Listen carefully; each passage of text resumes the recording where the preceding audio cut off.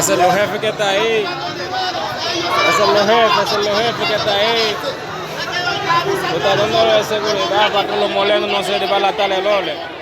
Ellos son muchos, con toda la pistola, ellos son grandes, son muchos.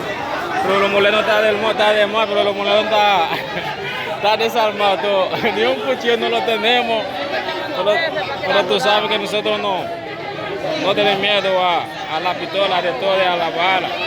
Vamos a ver lo que parezca. Ellos están a reunirse ante ellos, los jefes, a ver qué cotorra ellos lo van a dar a nosotros. Pero estamos aquí esperando. Y mi paisano está revolteado todo, está revolteado. Somos muchos, mi gente. Somos muchos, mi gente. Compártelo del mundo entero, compártelo.